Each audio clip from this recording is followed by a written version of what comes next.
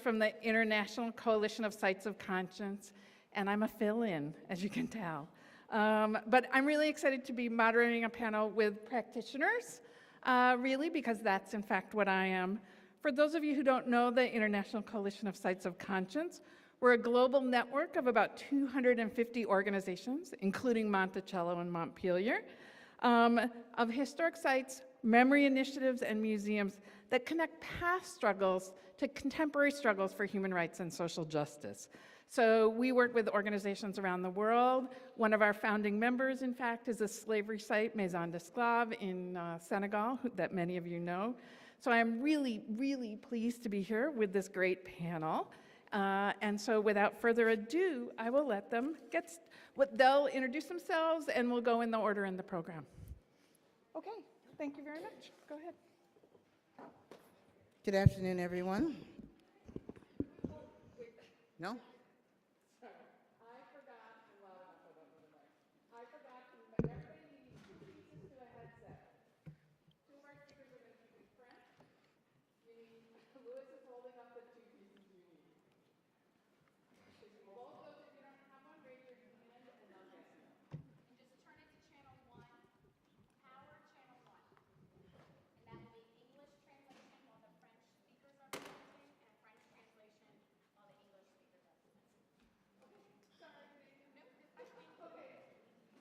Okay, that's all right.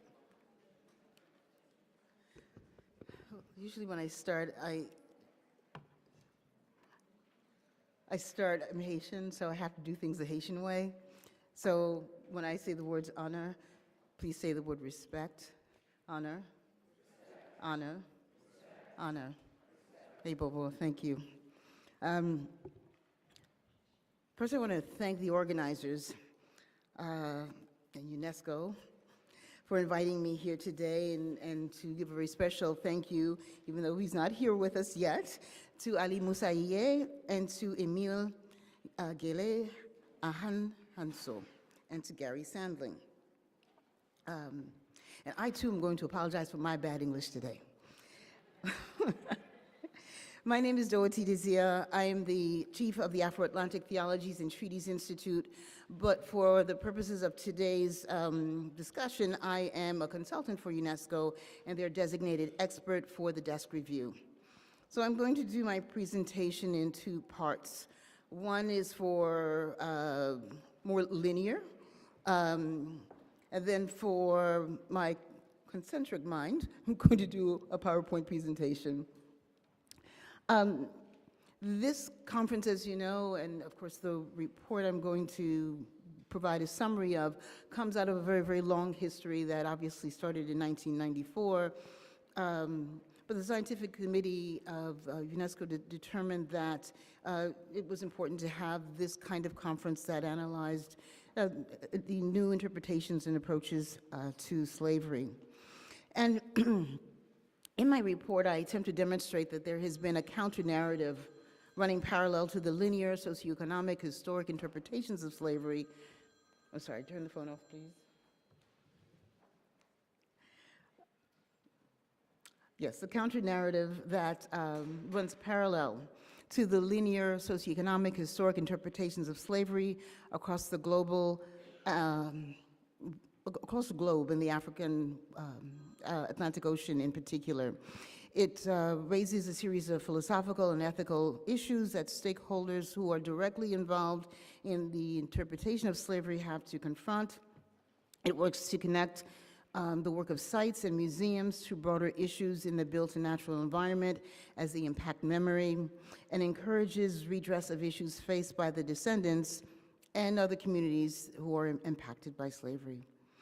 In the first section of my report, and I don't know when it'll be physically available to people, but what I do is look at a number of practices themselves, showing that many of them are inherently innovative as they embody the work of creative communities, especially visual artists, filmmakers, and choreographers. The second part identifies specific locations engaged in what constitutes their experiences and practices in the interpretation and the overall narrative of slavery, and the particulars of their respective spaces of activity to memory making. And the various methodologies that were used include a response to a 70-question survey that was distributed to museums, sites, tour guides, and other interpretive stakeholders of slavery-related institutions, sites, and organizations. There were discussions that I had with senior staff at professional functions, conferences, and seminars. There were personal experiences that I incorporated because I've been involved in this sort of work for over 30 years, doing work in the realm of public space, public memory, community arts, including sites and museums of the transatlantic slave trade. I've done so as a curator, administrator, and a policymaker. My text argues for an intersectional approach to interpreting slavery and for the incorporation of human rights strategies, such as the GA resolution for the implementation of the International Decade for People of African Descent, 2015 through 2024. And while best practices have been threaded throughout the document, the iteration of some key points are going to will repeat themselves because they're important and they're relevant, but new information will also be included there.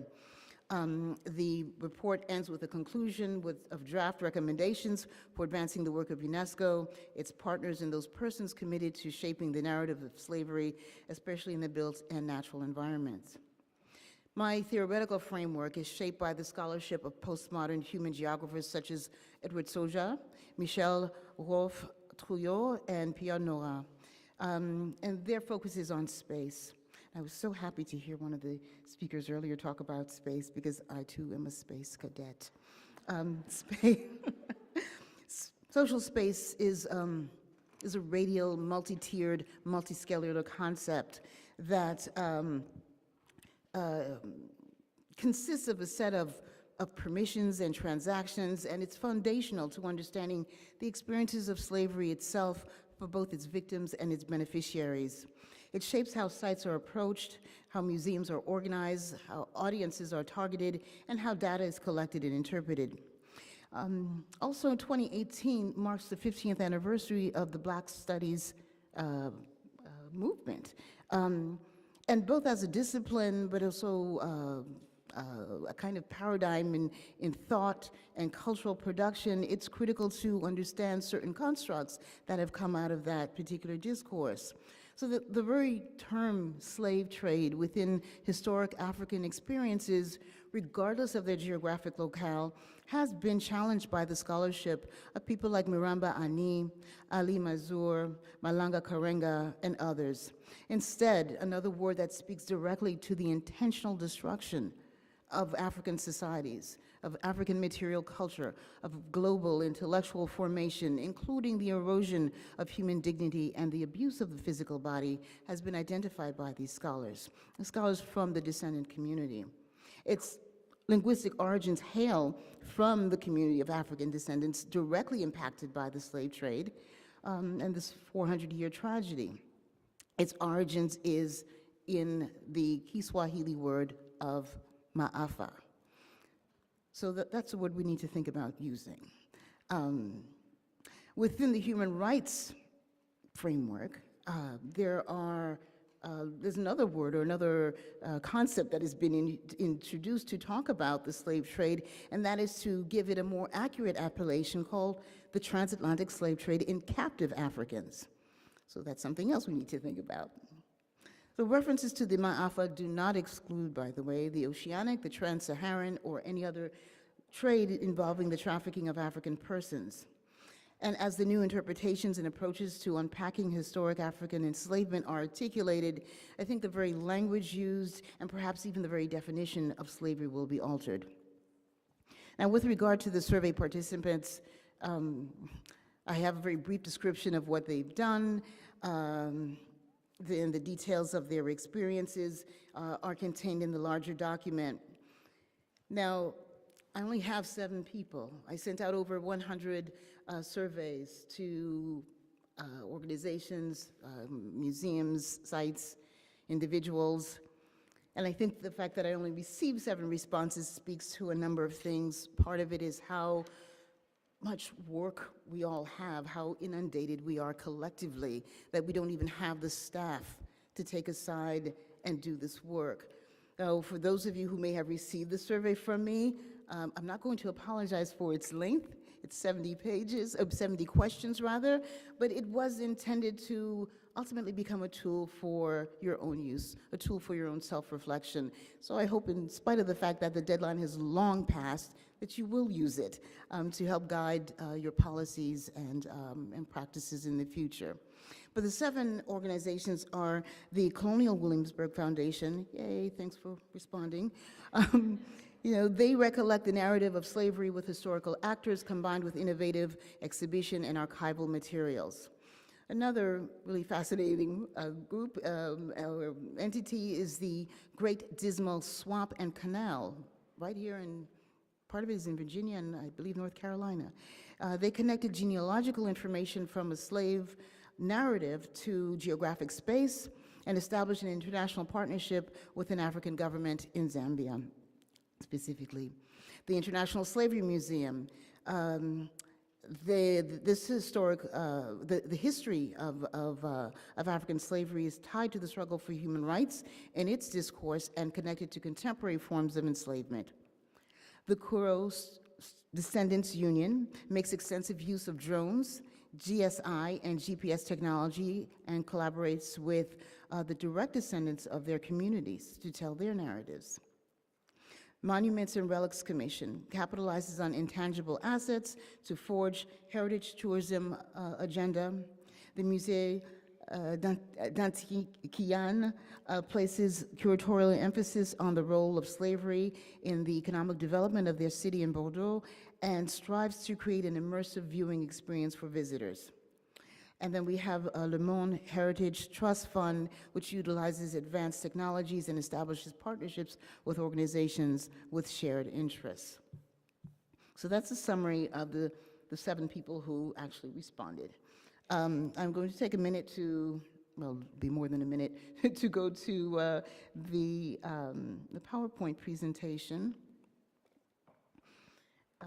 I called it a call to agency. Just to say that in July 2017, that a survey was sent out to over 100 sites, museums, and stakeholders, large and small.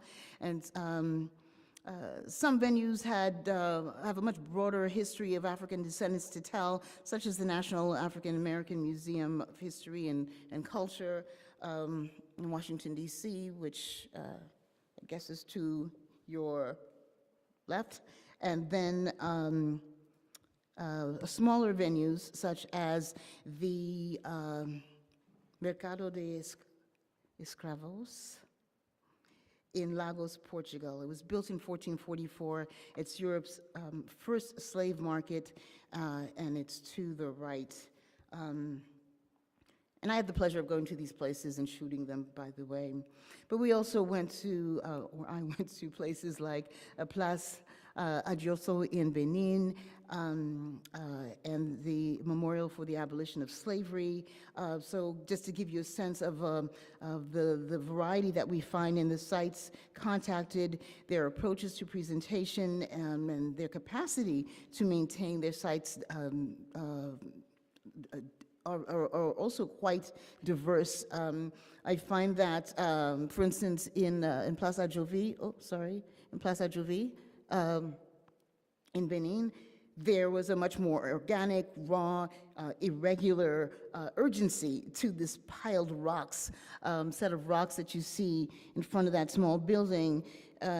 Each of these rocks actually represents the head of an African who was killed, who was injured, who disappeared, who was unaccounted for during internecine wars in the 18th and 19th centuries. The image to the other side in Nantes is actually this very smooth, modernist finish of the memorial to the abolition of slavery, which was built in one of the largest slave trading ports in Europe, in the city of Nantes.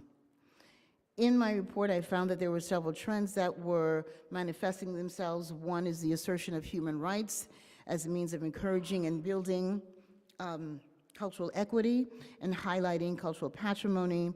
So the relationship between human rights and slavery is acquiring traction.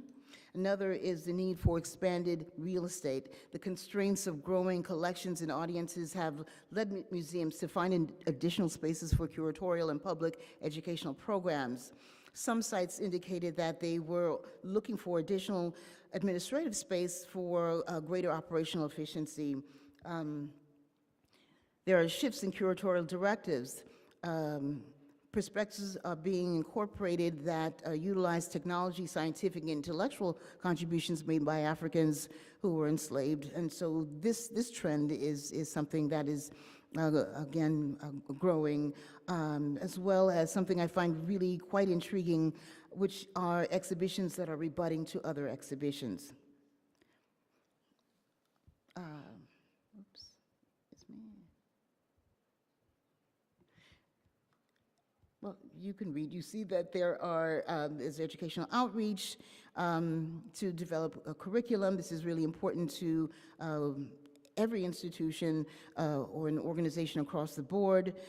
Funding is an issue. It doesn't seem to matter how large an organization is, what kind of organization it is, how old it is, what its operational budget is, the size of its staff. There is never enough money. There simply is never enough money.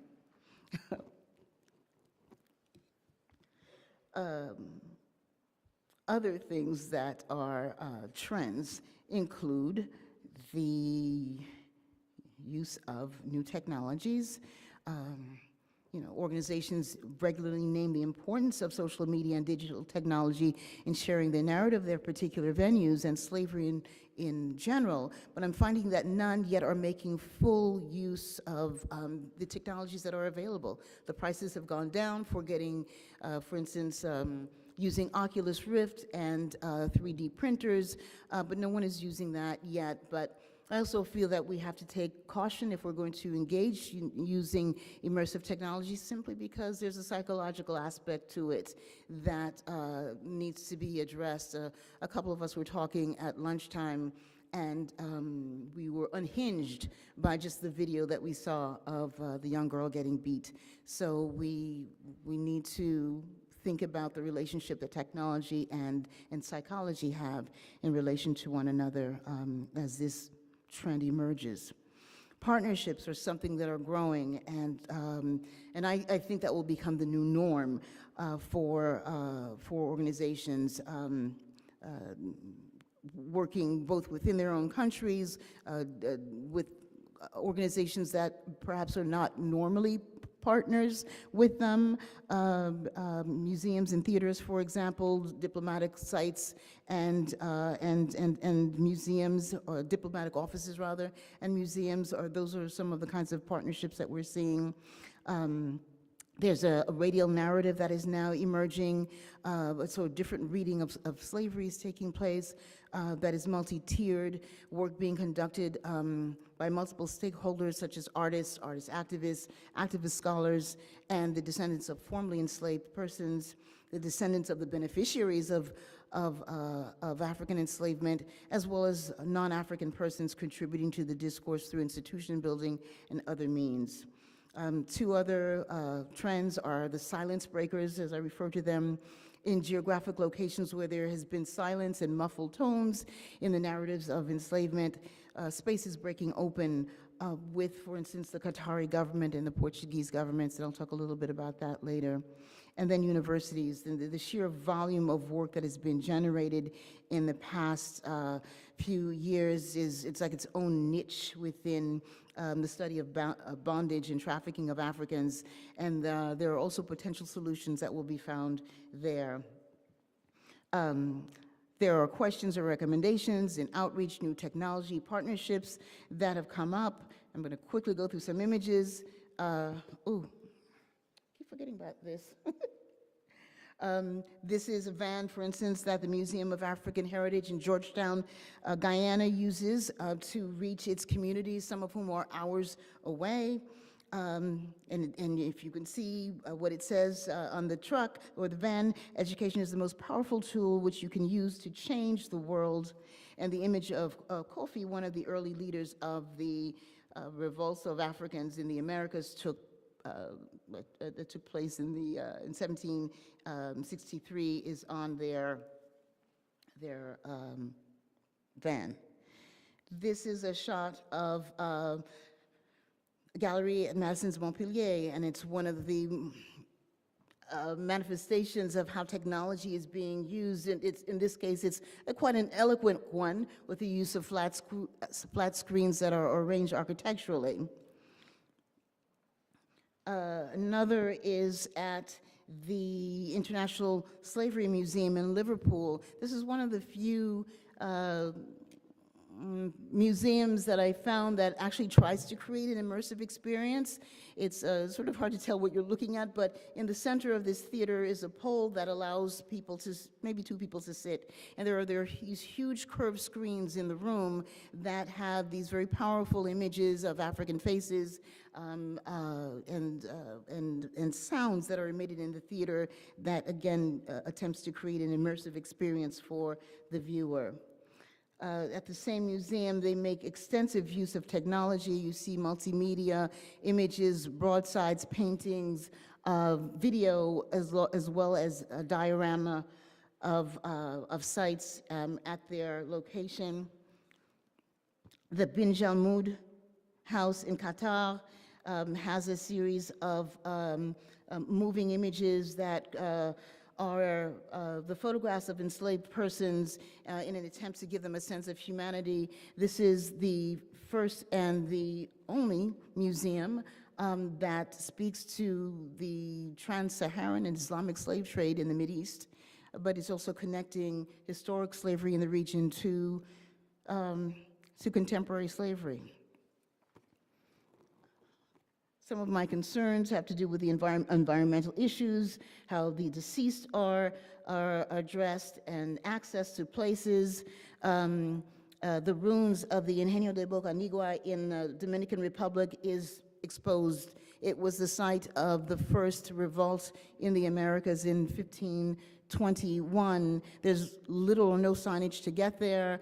The ruins are just exposed to the elements and, to potential human destruction as well. And that's something governments need to address in this case, because the site isn't attached to any particular individual. Matters of spirit.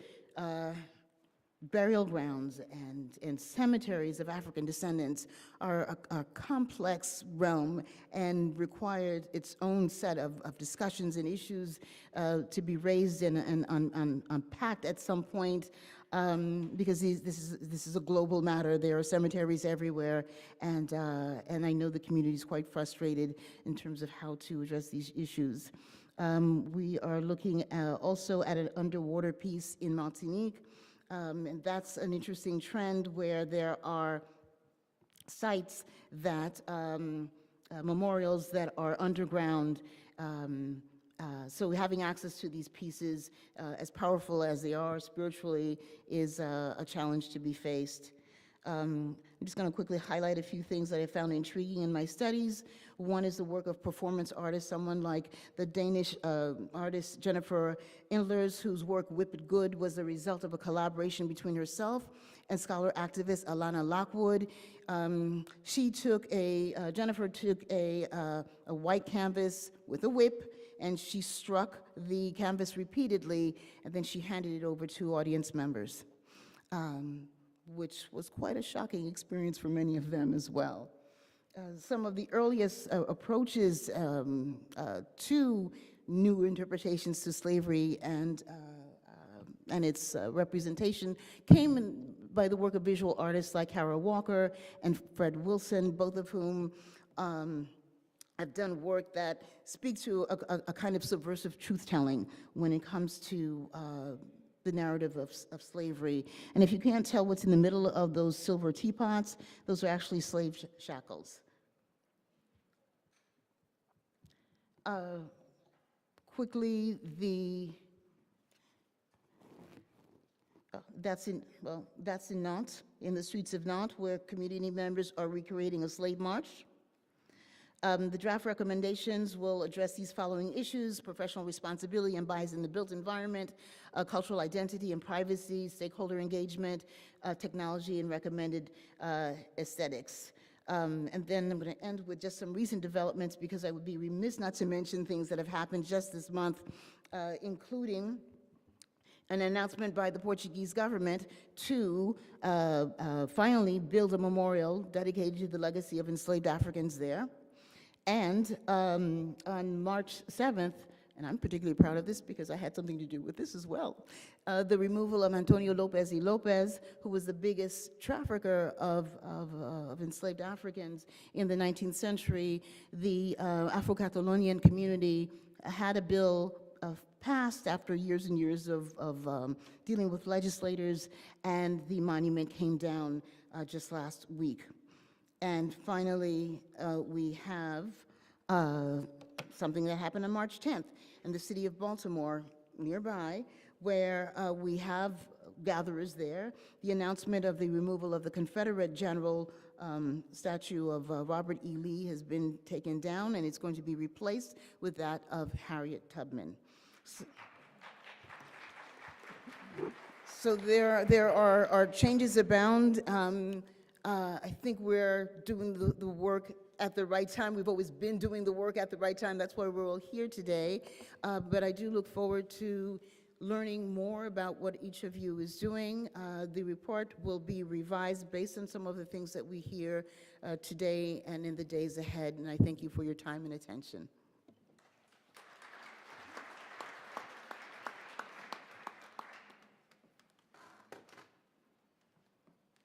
It's me?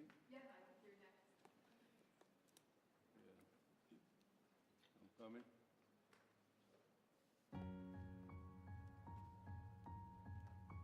I was raised, born there in Africa.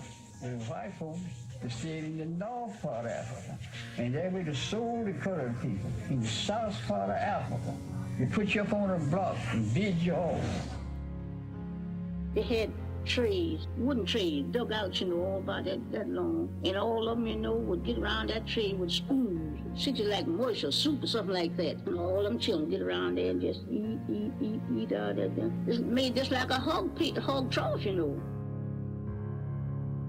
1855, a man named John Little, who had escaped slavery and fled to Canada, was reported to have said, "'Tisn't he who has stood and looked on that can tell you what slavery is. 'Tis he who has endured." Only those who endured slavery can answer the question, what does it feel like to be someone else's property?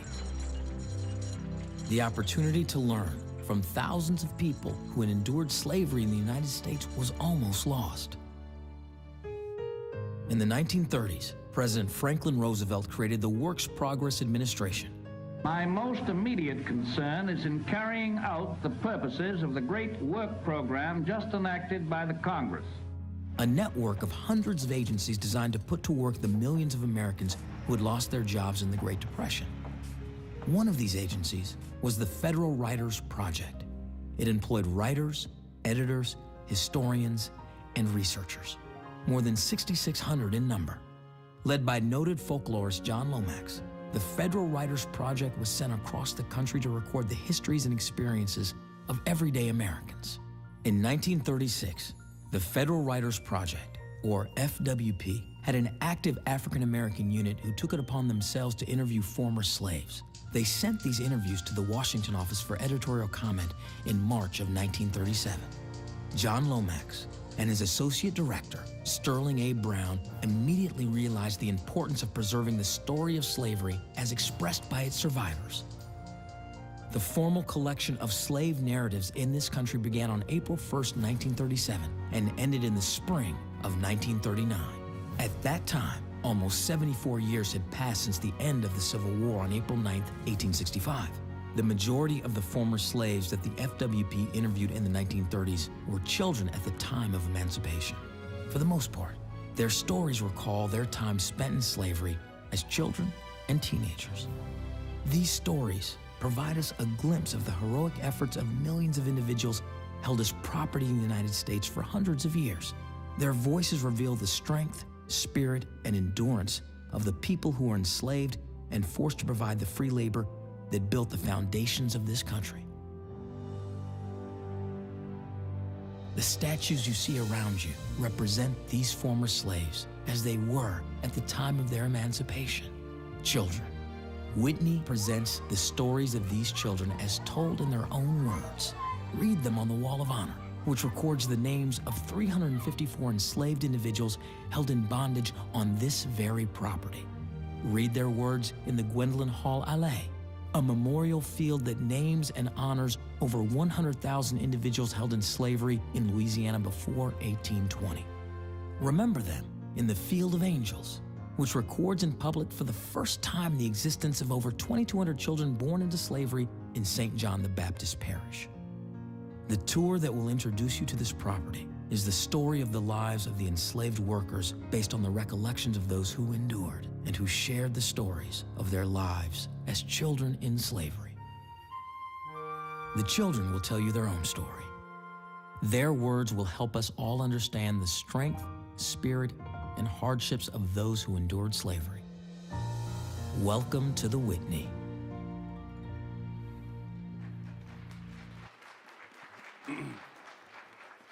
Thank you so much, and welcome to the Whitney Plantation. My name is Ibrahima. I'm from Senegal, West Africa. And since 2012, I relocated to Louisiana to tell the story of slavery, just like Joseph Ndiaye used to do it on Gorée Island.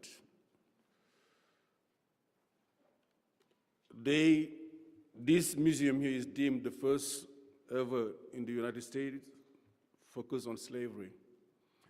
But I have to recognize that before us, we opened in 2014.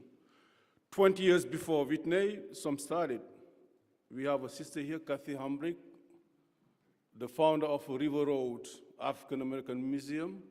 We have also Laura Plantation that started to do something about telling the story of slavery.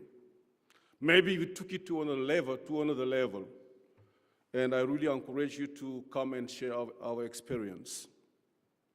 I will not apologize about my heavy West African English. You're going to love it anyway. So, forget about Whitney.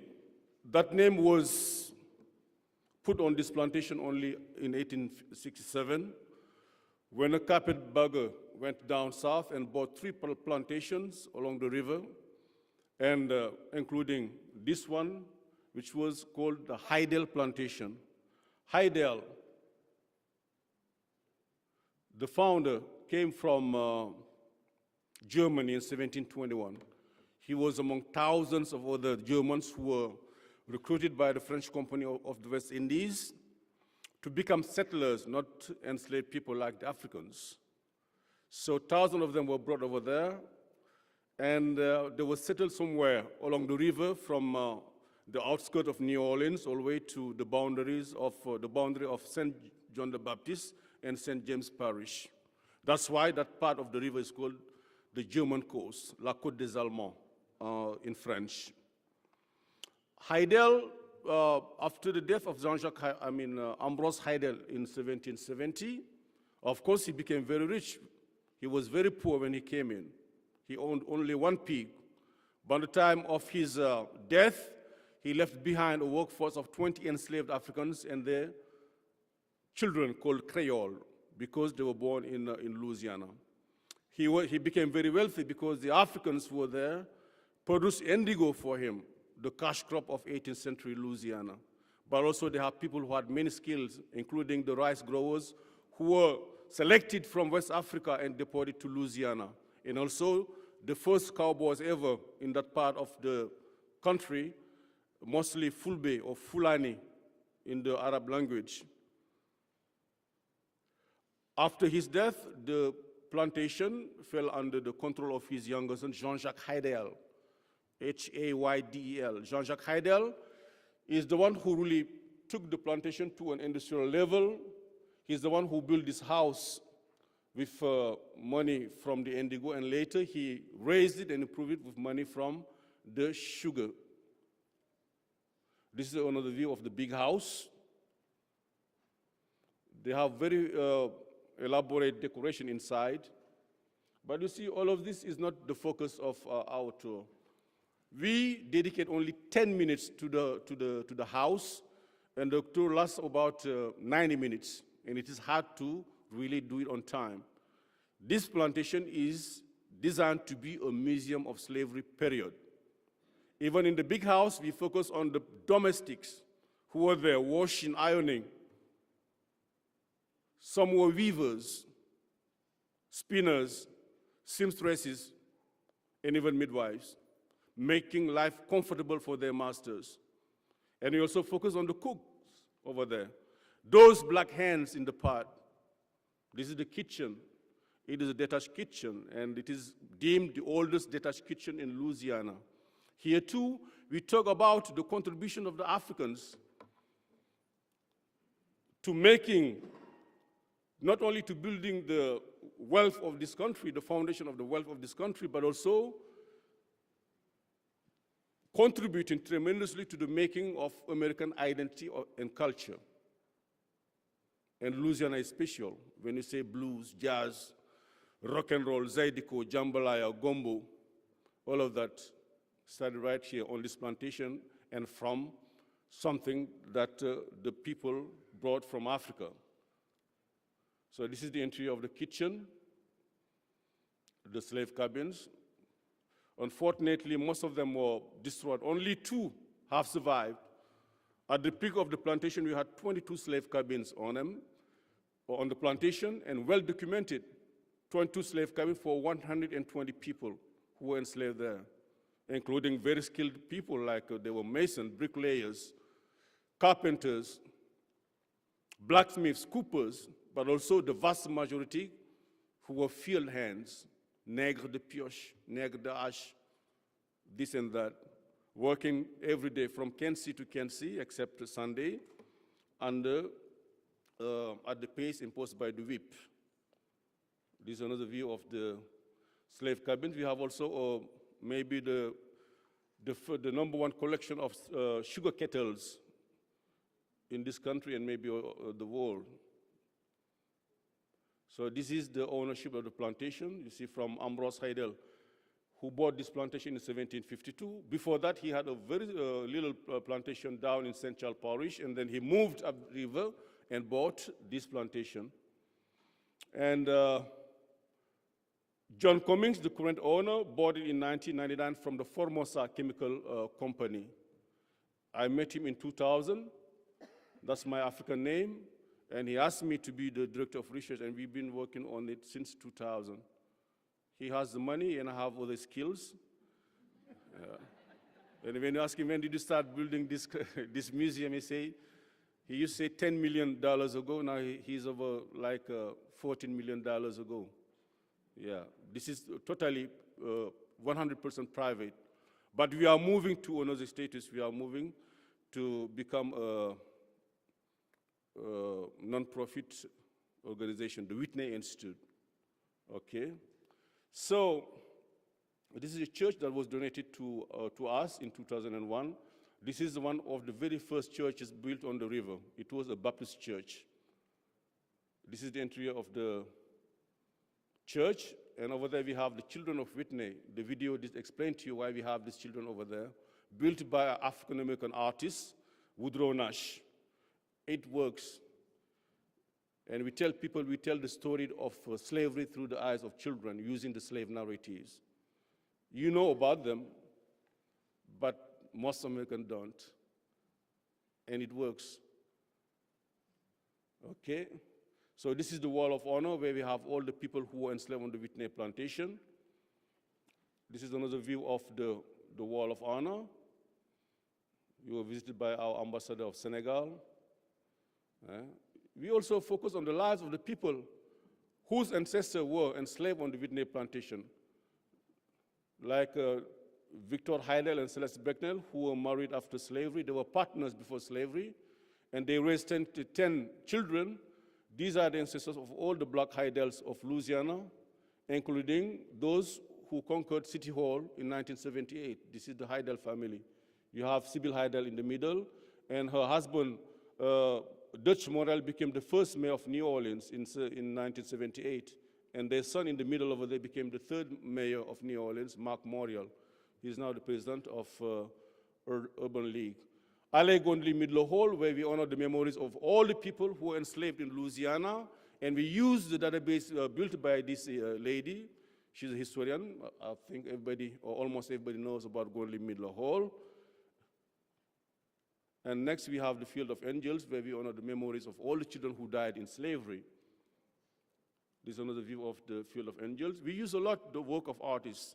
This was built by a white artist based in Oxford, Mississippi. His name is Rod Moorhead. This is another view of the angel. Wow.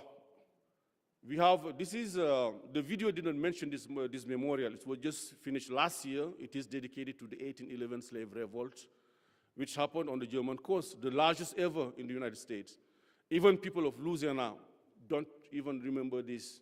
And I think it is important to all our people to remember what was done to these people who just decided to finish with slavery and decided to walk down river toward New Orleans. The goal was to capture New Orleans and maybe to free all the people enslaved there and maybe find a way to a free country like Haiti. So, and we have also other memorials in the building. One will be dedicated to women in slavery. As you know, it was far more terrible for women. And we have also another memorial that will be dedicated to the Maroons. So while we are doing all of this, we are lifting the veil. Someone talked about lifting the veil. We need it. This is what we call the original sin of America. The 13th Amendment should have been the first amendment, because before freedom of speech or whatever, you need the freedom of the self first. And at Whitney, we also talk about culture. I told you, the history of slavery is not only the history of enslavement. Hard labor around indigo vaults into sugar mills. We have to see how these people not only built the foundation of the economy of this country, but also how they contributed to making American identity and culture. We need to do this. You have maybe the best historians of slavery in the world, or among the best. You see the amount of knowledge you have generated in this country, and through, including this university. Which country has this body of first-hand documents, testimonies? You have that nowhere. But does that knowledge go into textbooks? No. But we need to do that. We need to educate our children. Whatever the color of the skin, this country deserves better. I think the world deserves better. I think reparation starts with recognition. And let me tell you, let me finish by a proverb from Senegal. Truth is like fire. One may sit on it, but not for long. Thank you.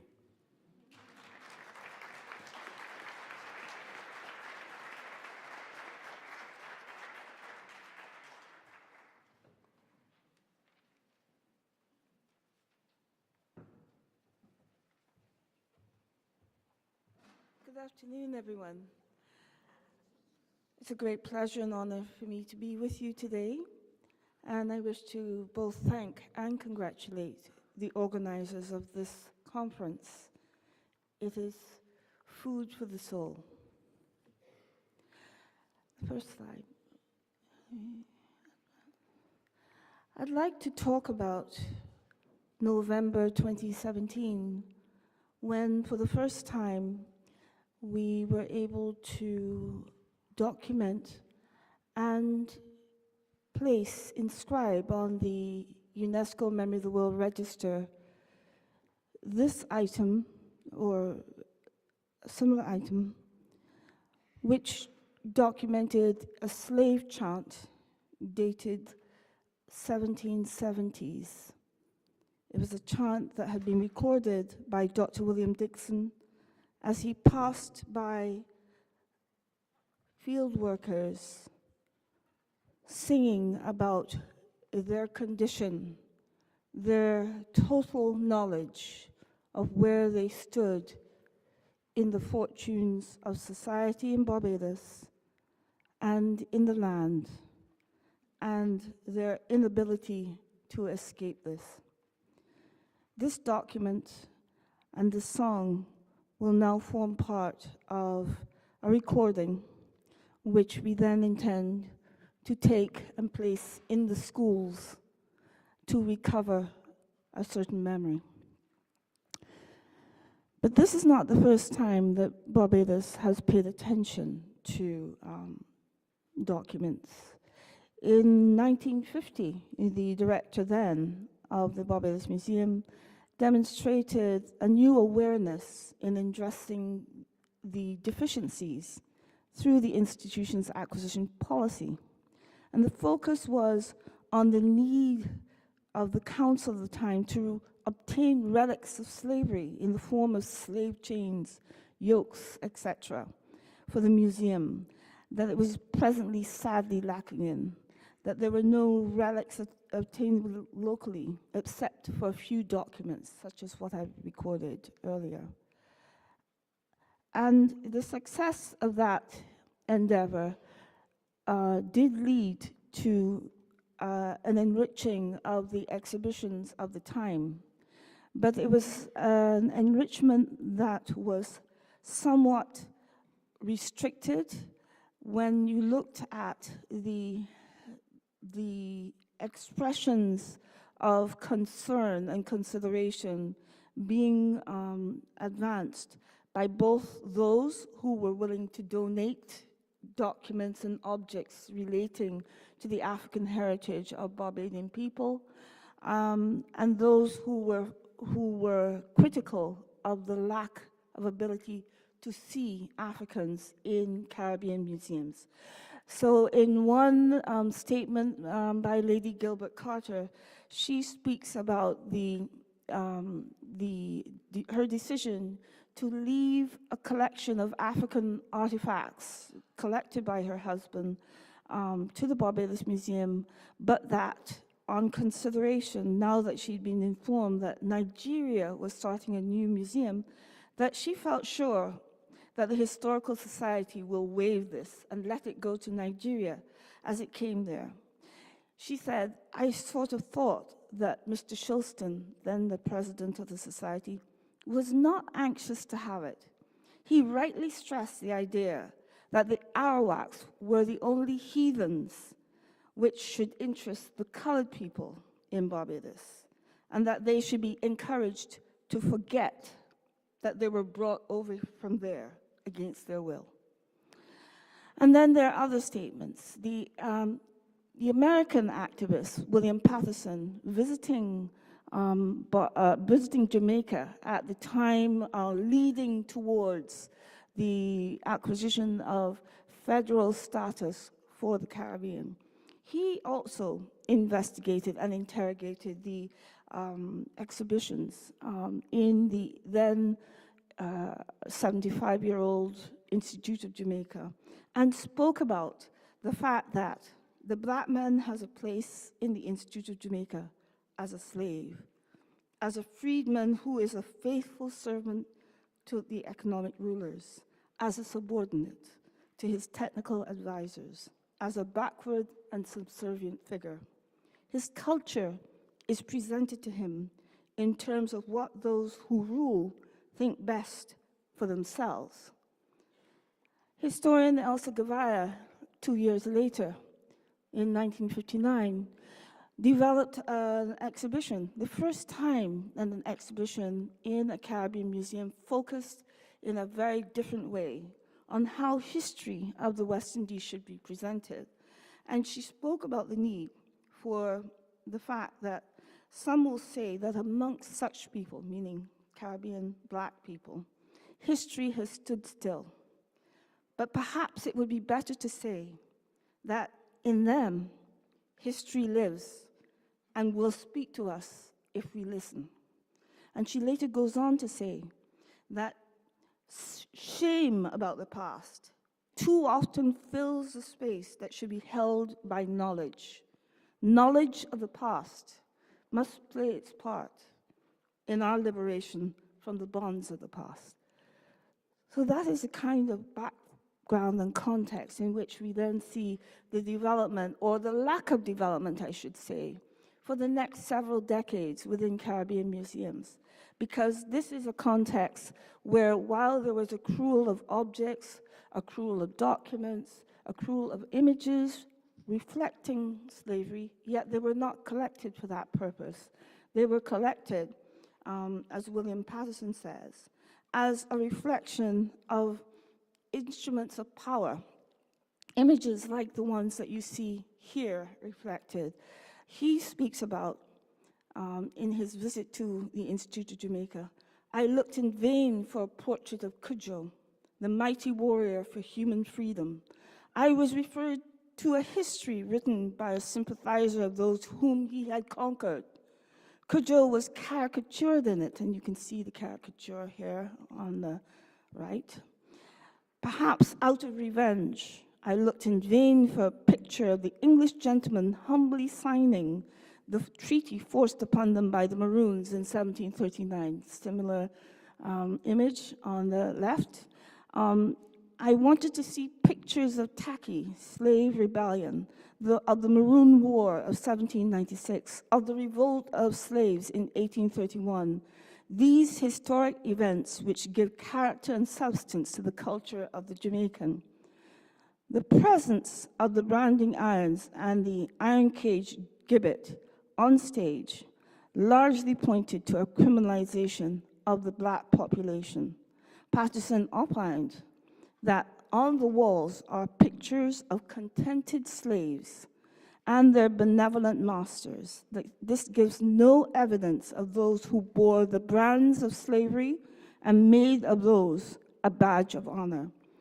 It was a deliberate attempt to conceal the peerless courage of Negro slaves. Forgive me for a moment if I turn now to our technical people and ask if they can give us the recording of the slave song that was recorded earlier. I've forgotten my part. Are they here? Can you do it? The slave song. Yeah. I'll turn to the next slide. So remember, when you see images like this, which are evident throughout the older institutions, this is a slave chant.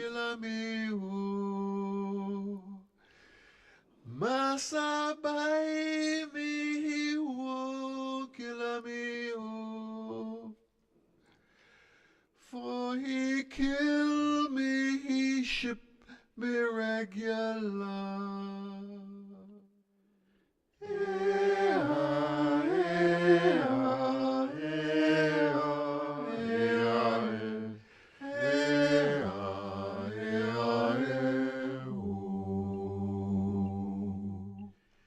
Oh, I live with a bad man, oh Lord.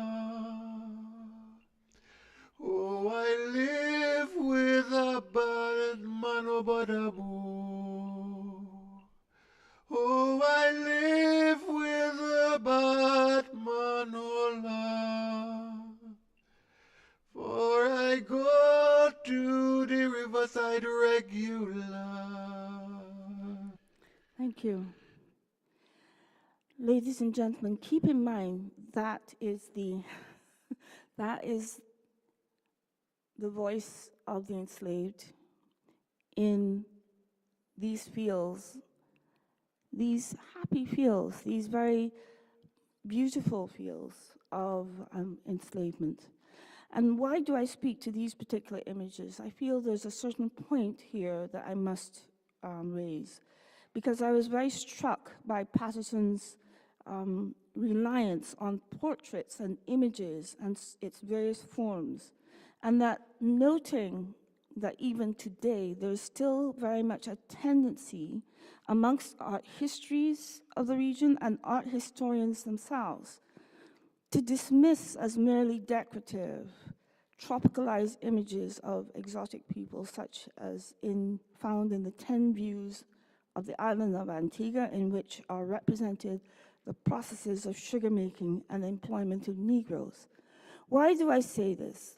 It is not that William Clark held any particular view of abolition or conditionalities for the enslaved when he produced this series in 1823. What was perhaps more significant was that 10 years later, in 1833, and as they prepared to go towards emancipation, the Ladies' Society for Promoting the Early Education of Negro Children utilized Clark's series of images.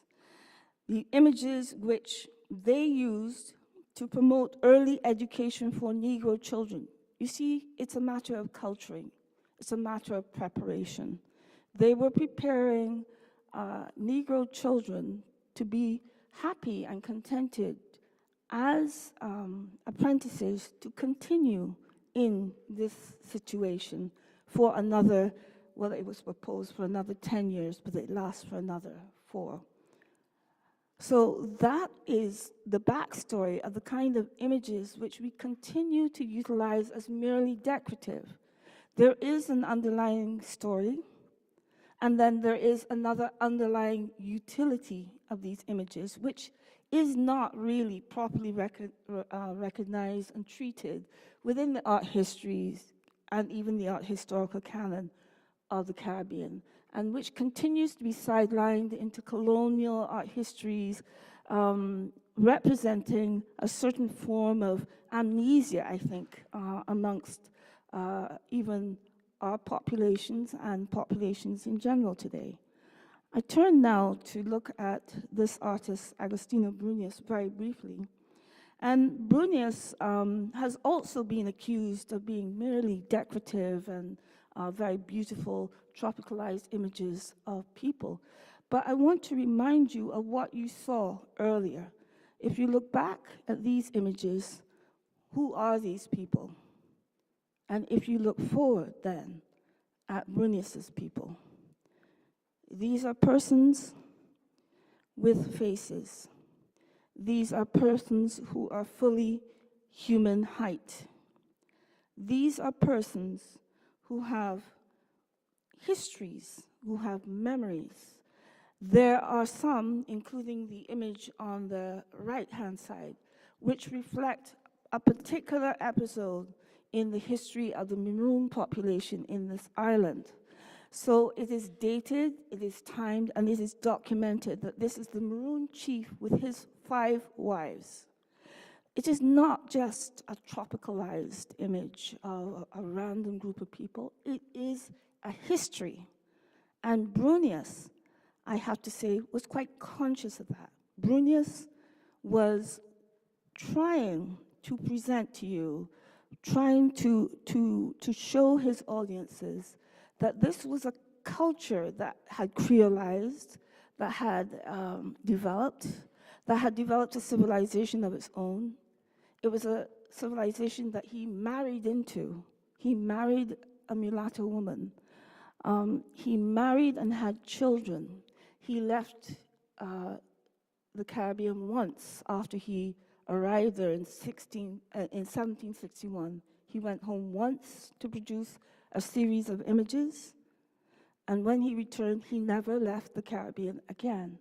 There's a big difference to knowing what these images mean when you know what is the background to those images. Yet we continue to perpetuate this nullification of their history and their meaning because we continue to use them without really understanding what they mean.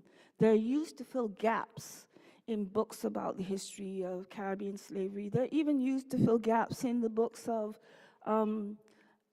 African and American histories without recognizing that they have a history.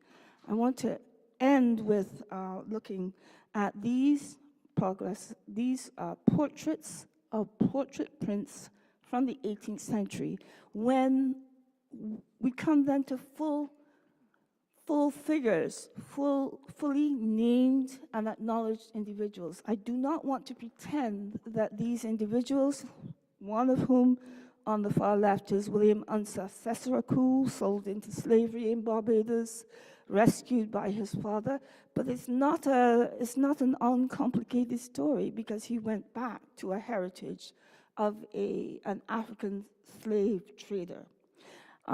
Rachel Pringle Paul-Green, a mulatto woman in Barbados who ran a hostel, who ran effectively a whorehouse, who made her living on the backs of people of her own color and race, but who also had a clear picture that she needed and wanted to present of herself as a living human being. And she had her portrait taken. Never mind that the portrait had then been taken and utilized ruthlessly by Rowlandson as part of his satirical print series because Prince William Henry went to visit her whorehouse. The fact is, the woman decided and spent money on having her portrait taken, and that is a part of the story that you do not hear in any of the histories. I won't go on about Equiano and Gustave Vassa. I think many of you already know that. But where he encountered slavery was in Barbados. And his encounter with slavery also coincides with that of James Stephens, who then went on to determine a mechanism by which one would move towards abolition and eventually emancipation. These last two portraits are the last I will speak about. And these are new 18th and early 19th century painting that have been acquired by the Barbados Museum to bring into the history of this historical society collection. Why have we acquired them? Because they are full portraits of individuals, and it's our job to interrogate them. It's our job to understand them, to understand why would someone, a European background, who owned this individual, spend money, and I mean seriously money because this is a 3/4 length portrait, documenting an enslaved person with his collar on. And the other is a 19th century, early 19th century piece of a young woman. I think it is moving much more towards a piece that is speaking to abolition. It was presented to us with a green cloak over the neck. When conservators determined there was something underneath, we uncovered it. And we uncovered both the hands that are bound and the chains around the neck, symbolism of abolition. So there are stories, there are histories. It's our responsibility to understand that these are not just pretty images, that they have a history, they have a meaning, and there's a need to interrogate those images and to come to a full understanding of how we help to recover people's histories in the context of museums. Thank you very much, ladies and gentlemen.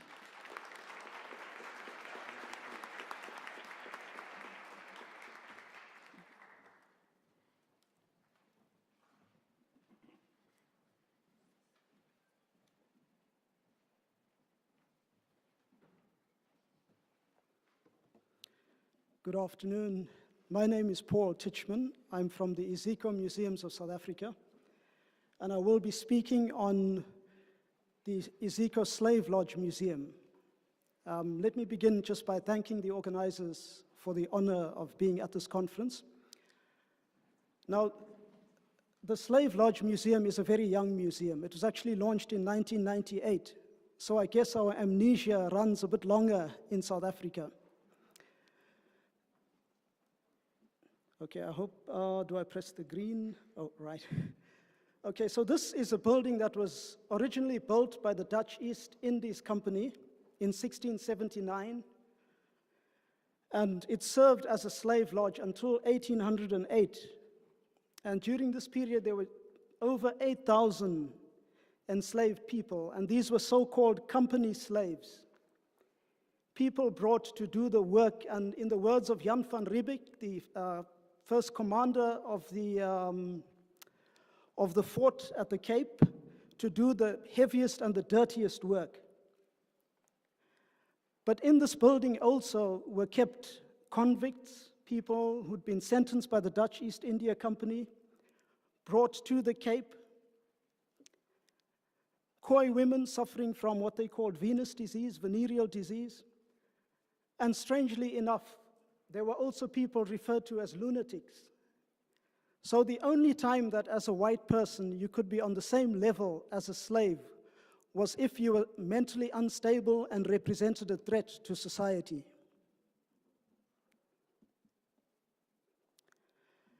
During the Cape slave trade, more than 63,000 people, and there's an argument that in fact this number is somewhat underplayed, were brought to the Cape. It sounds very small, but if you consider that there were more enslaved people at the Cape than free people, I think it gives you an indication of the impact of slavery at the Cape. And of course, many more than double that number were born into slavery. The enslaved people brought to the Cape were mainly from around the Indian Ocean areas of India, the Indonesian islands, Madagascar, and Mozambique, with a sprinkling from places like Angola, Ceylon, Sri Lanka now, and other places.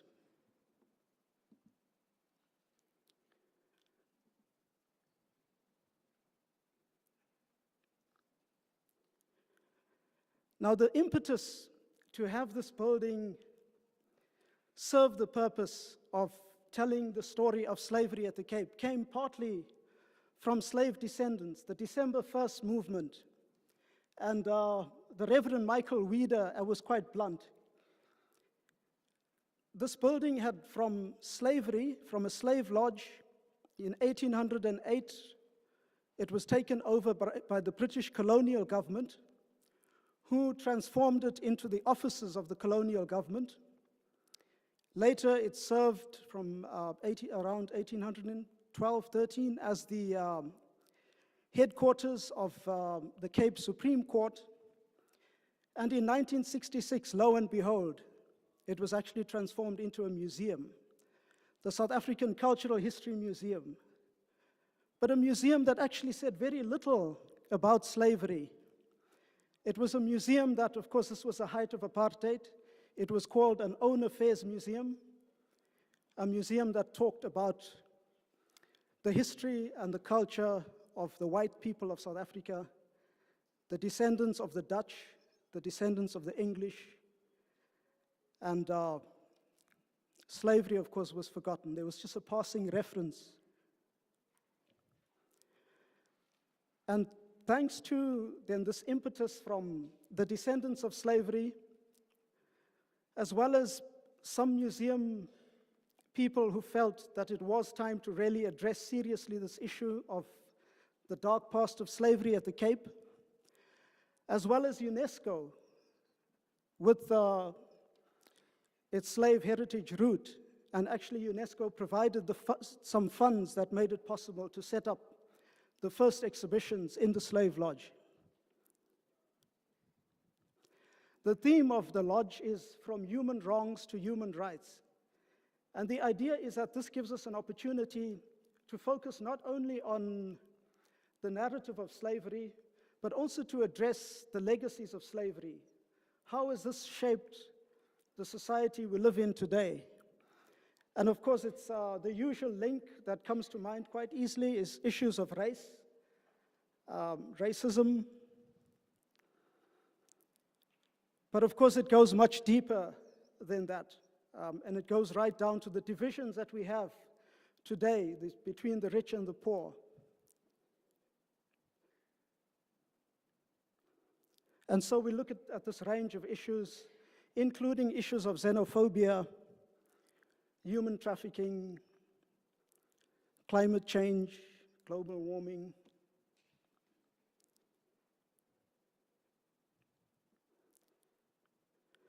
And Nelson Mandela, in his inaugural address in 1994, said, "The time for healing of wounds has come.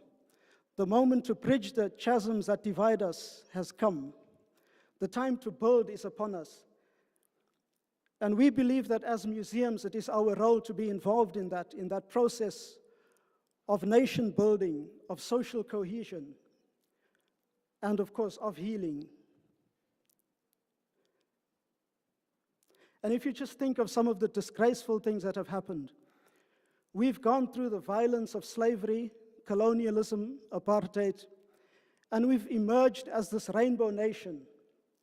And we have practiced violence against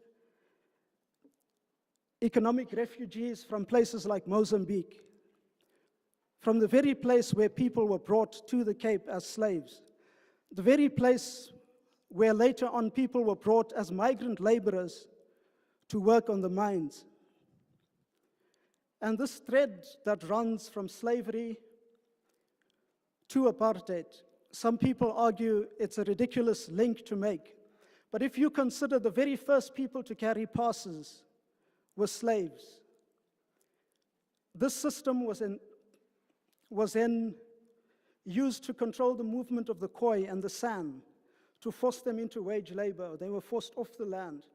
And under apartheid, we see it transformed into this sophisticated mechanism of control, the labor bureau movement,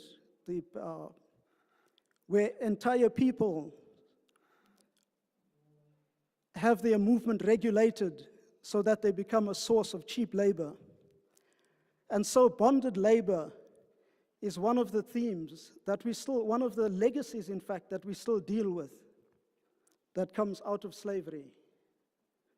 And if you consider that in 1834, we had emancipation.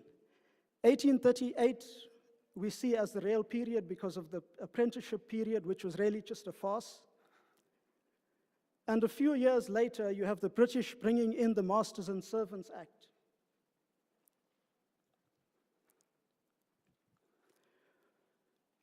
So one of the ways we tell the story of slavery is, of course, to emphasize agency through the exhibitions, and slave resistance is an important aspect of that. And we've got the recreation of the slave deck of a ship, a Dutch ship, the Meerman. During the Meerman Rebellion of 1766, Madagascan enslaved took control of the ship in an attempt to force the crew to turn back to Madagascar. Unfortunately, that attempt failed. They were eventually captured because the ship ran aground off the coast of the Cape. And one of the people who was accused of being a leader of that rebellion, Masavana, argued that he was a free man, that in fact his slavery was illegal. And then we also have had two other major slave rebellions at the Cape, the one 1808 led by Louis of Mauritius, and the other 1825 by Galant. And what's interesting is that the Khoi on the farms joined together, which tells us something about the situation of the Khoi. We have an exhibition called My Naam is February, My Name is February, that tells a story of peoples whose surnames are linked to slavery. So you'll get people whose surnames run from January all the way through to December, because that was a pattern used by farmers.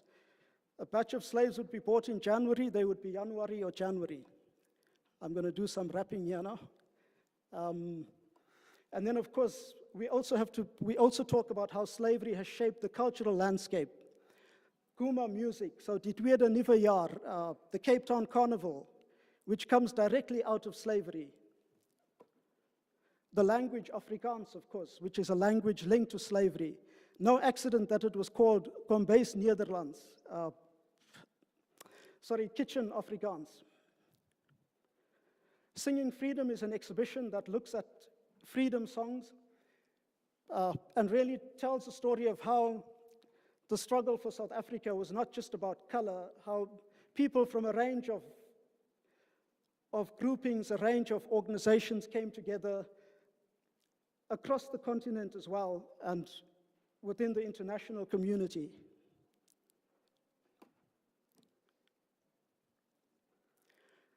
Through Positive Eyes, an exhibition that actually deals with AIDS, HIV, And in public programming, that's a way to really bring home some of these legacies. And we've engaged in a number of partnerships with Palmeiras Cultural Foundation, for example, talking about slavery and race in South Africa and Brazil. The Dussauge, part of the Slave Rex project. We have a challenge. Those Mozambicans over 200 who drowned, we don't know their names. We don't have a single name. In the captain's deposition, he talks about how first we saved all the people, and then we tried to take the slaves off the ship. Ships of Bondage was an exhibition brought from Brown University. Professor Anthony Bogues, who's come to run workshops with us. And this might be seen as a strange partnership, the present in the past, an imagined future of the social contract within psychiatry. And this was a workshop that involved a museum curator, myself, an artist, a poet, and a psychiatrist. And at one point, the psychiatrist, as he was giving his presentation to these people who were attending the Congress, he turned to me and he said, Mr. Curator, do these walls ever speak to you? And I froze. How do I say yes? I hear them whisper to a room full of psychiatrists. Performance, of course, we don't do enough performance. We have this courtyard, the place where the enslaved gathered and had their roll call, and it's a place to really tell the narrative in a different way, to actually complement the exhibitions and the public programs. And Songs of Freedom is a play that was put on by youth from an NGO called Net for Pret, just for fun. And this was a partnership with the University of the Western Cape and Handspring Puppets, where we took this group from the Karoo, actually very, very far away, some 5 hours drive away from Cape Town. And we took them through and gave them a tour and then had a workshop on slavery. And then we took them through the Singing Freedom exhibition. And they actually put together a play which was chosen as one of the plays to be performed in Cape Town at the Baxter Theatre. Educational tours, of course, the slavery, thankfully, is on the school curriculum, and schools form more than 50%, in fact, of our audience. Challenges there as well, of course, you know, we have 11 official languages. Just try ensuring that you meet the needs of all language groups. And then just very quickly, some of the challenges, we've heard it all: dwindling budgets, lack of staff. I'm actually no longer the curator of the Slave Lodge. There is no curator, but I still cover the gaps, and that is a great concern. Slavery is still mainly a Cape Town story, to a lesser extent a Western Cape one, and it is yet to be embraced as a South African narrative. And then there are many aspects we haven't explored: the impact of slavery on the Khoi and the San, the threads that run, of course, from slavery to indentured labor to migrant labor, bonded labor. And there needs to be a greater focus on the issue of women. And when I heard my colleague talking about all of those memorials, and I thought, this is a struggle we have. The Slave Lodge, shamefully, from 1740, there was a practice whereby the doors were open, the men were sent out to empty vats of night soil. The sailors, the soldiers, the free burghers, the free citizens of the Cape, came to the lodge and were entertained by the women. And out of that, you had many, many children born in the lodge, born into slavery. A story that I think still encounters some resistance, where there is an uncomfortable feeling that people have around it. But as somebody said, we need to confront the truth. Thank you.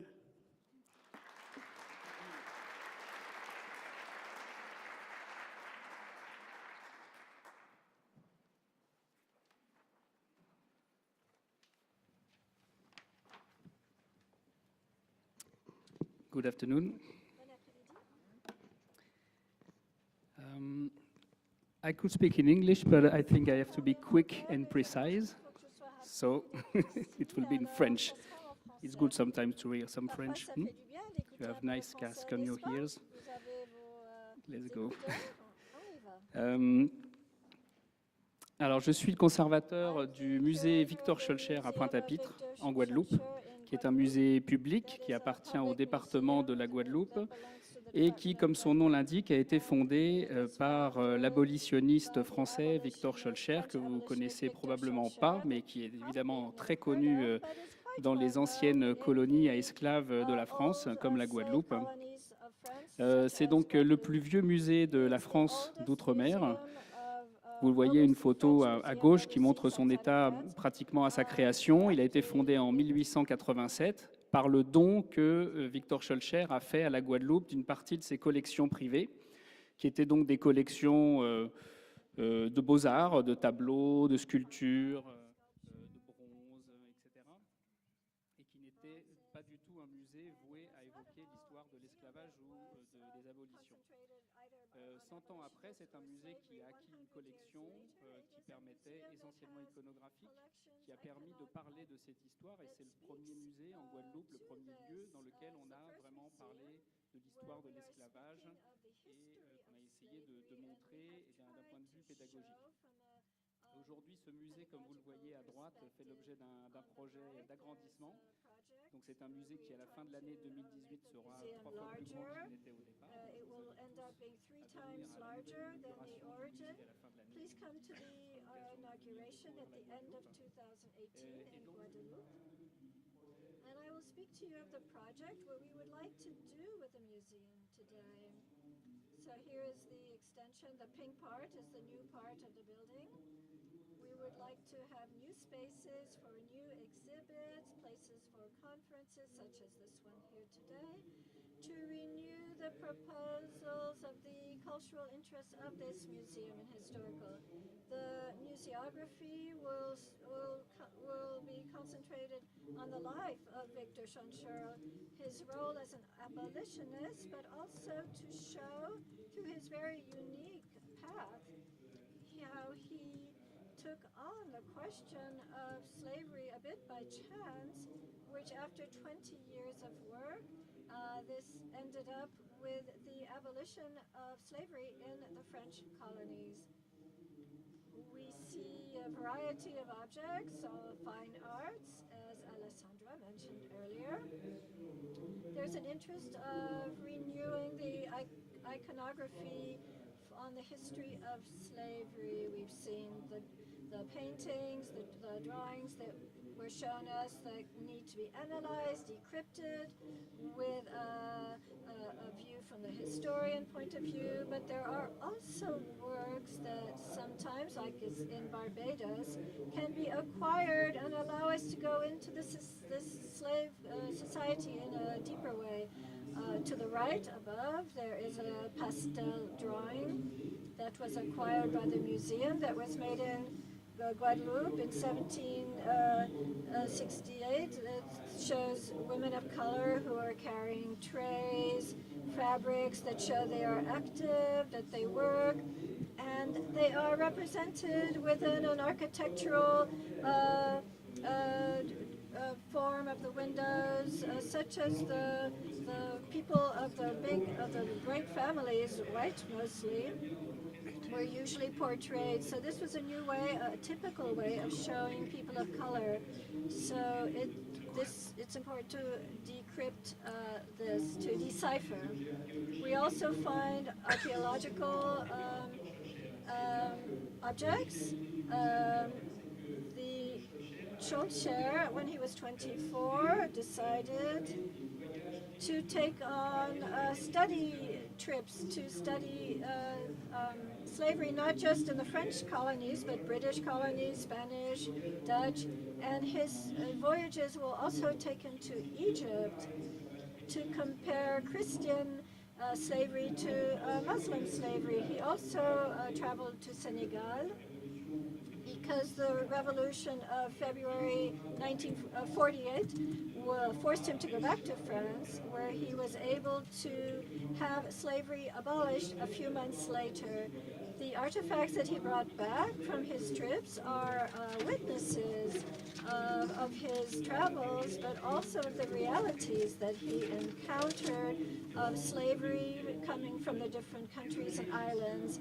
The Egyptian artifacts and objects are also proof of the work of Schoelcher to recognize Black culture, Black history as being as ancient and maybe even more ancient than the history of white European. He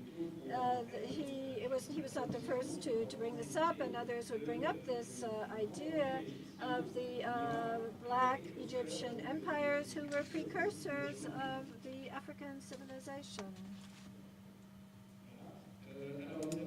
We have also in the background here, we focus on the history of slavery.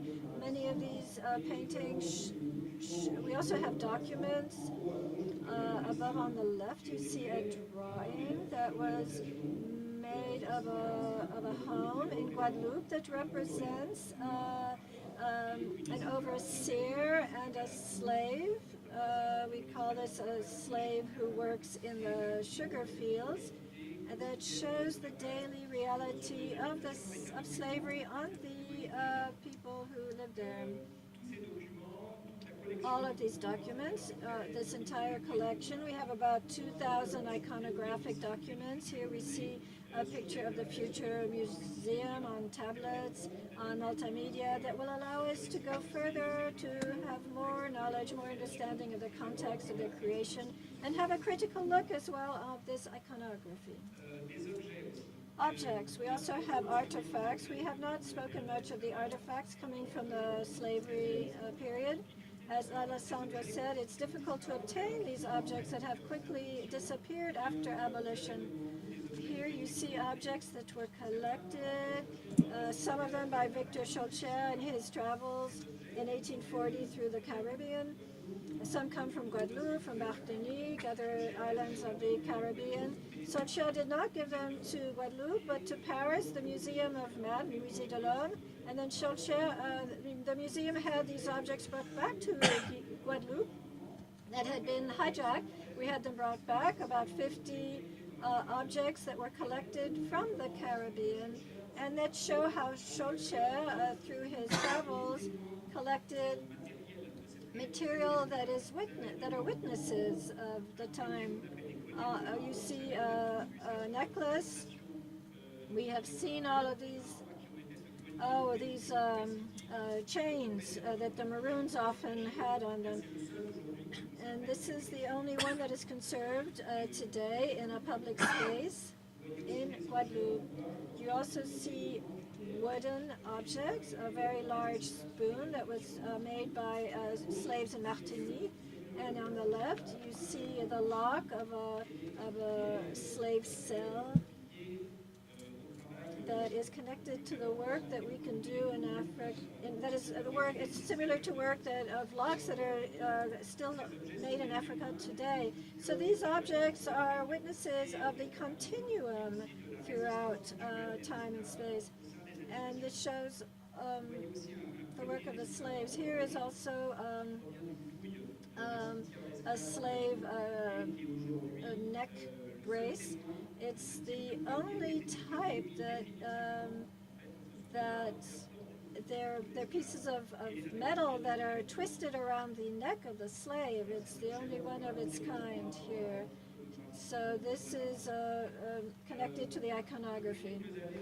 So for a few years also, the Schoelcher Museum introduces contemporary stuff into the museum by asking Plantation artists of Guadeloupe to come and have a dialogue with these old collections with a new look at the era of slavery and also the issue of colonization.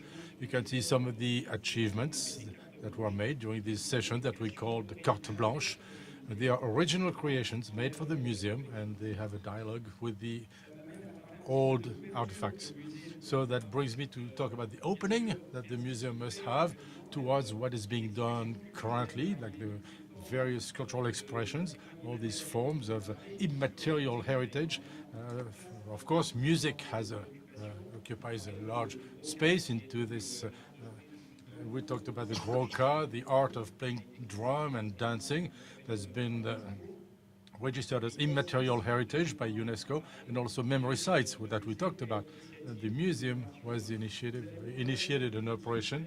You probably have seen some booklets at the table at the entrance, which is the slave road in Guadeloupe, which was to realize an itinerary for the memory of the slaves in Guadeloupe. That's the first itinerary, the first route that was recognized. It's been recognized by UNESCO in 2014. So today in Guadeloupe, there are road signs that allow you to encounter this history, even if you're not prepared, even if you don't want to see it. There are signs that allow you to go to the sites, and on these sites, you can see large billboards, information signs. They are in French, in Creole, and in English, and they give information, historical information on slavery, life, death, resistance of slaves, and their work, of course. I have to go very fast.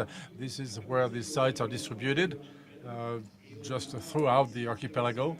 And we have slave graveyards, we have jails, but also resistance sites, and of course places where slaves were working, in indigo mills and sugar mills and cocoa mills.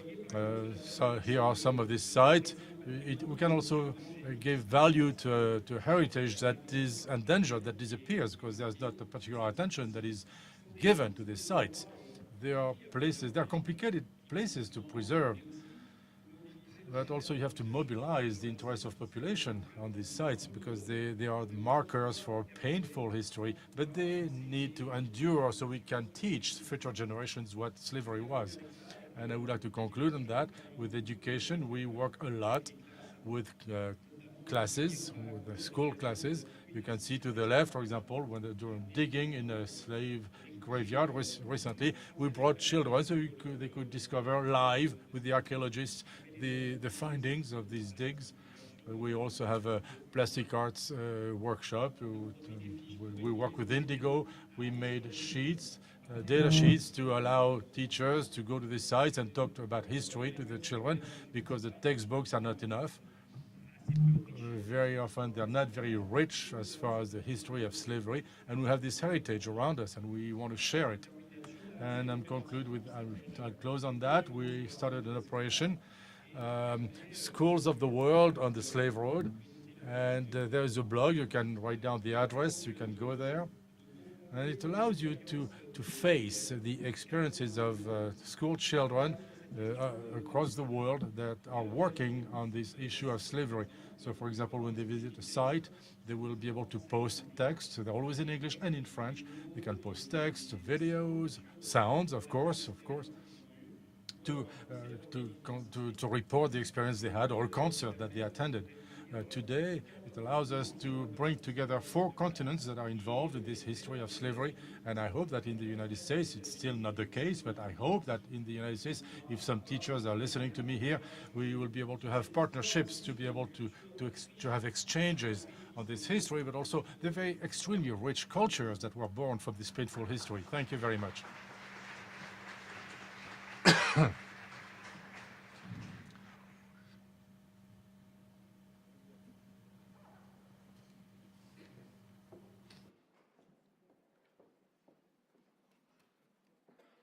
Good afternoon. I want to thank the organizers for inviting us and for inviting me to this conference. It's been really extraordinary.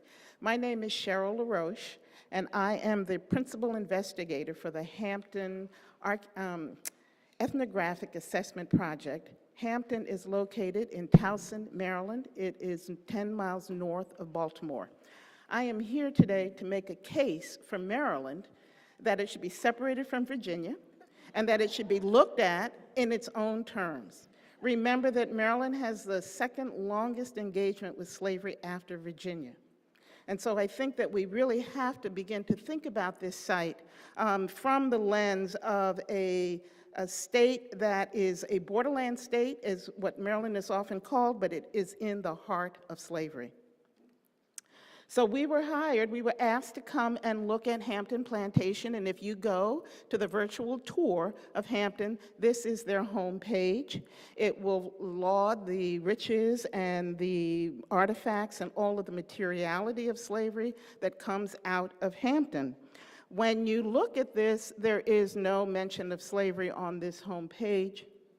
And we were sent or asked to look at this man. His name is Charles Carnan Ridgely.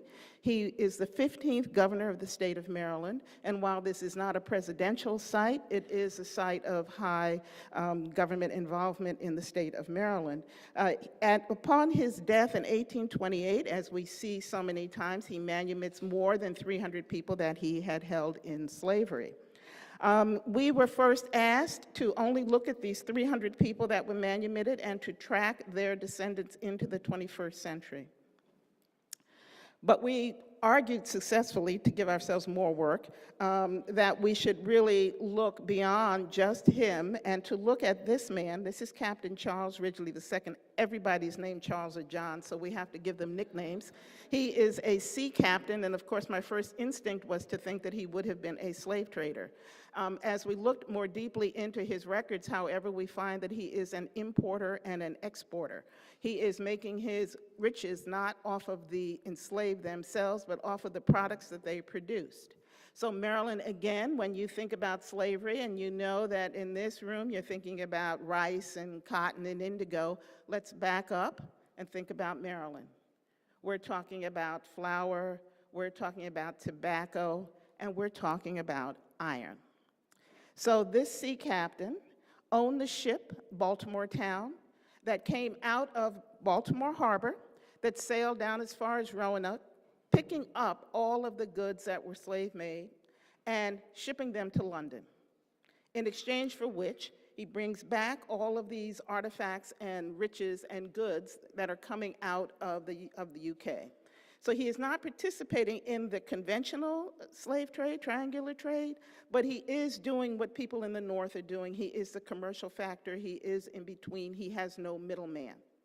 When we looked further, he also is the owner of the Hampton Furnace. And of course, when you read all of these things and all these signs I'm going to show you, you will see, of course, that there is no mention again of slavery, but that we know the Hampton Furnace is a site of deep enslavement, much suffering, and great, great brutality. We see that in the record. We know that one of the things that happens at the furnace is that as the world changes and the Ridgeleys, who had first been dealing with the folks in London and making their money off of London, when they began to read the tea leaves, they moved over to the Americans when the American Revolution came and provided ordnance for the American Revolution. They made their greatest money on the iron works that came out of their furnaces and were, cannon, shot, all of these things were sent to support the revolution. We also know from the, sorry for the poor quality of the slide, we also know from the escape ads that people are escaping from Hampton. We have dozens and dozens of ads that have really remained largely unanalyzed. So we have the information, but no one really took a look at them deeply. And in these ads, they talk about people who are being severely corrected. I know you all know that term of correction, which means they're being beaten, they're being severely punished. But we also know that this fellow was wearing an iron collar. So not only is Hampton producing iron ore and all of these things for the American Revolution, they're also producing those collars that you see people wearing. But when you come onto the Hampton site to begin to understand this place, these are not the things that are generally discussed. So when you think about how the captain, the sea captain, Charles Ridgely, made his fortune out of shipping these items from the UK and from the US and back and forth into the exchange economy that he was working in, he made enough money to retire from being a sea captain, came out off the water, and began to build this place. This is Hampton Mansion. This is in Towson, Maryland. This is 10 miles north of Baltimore. It is valued as one of the best examples of Georgian architecture. This is the first building to be acquired by the Cultural Division of the National Park Service in 1948. And yet, when we query the people around us, no one has ever heard of this site.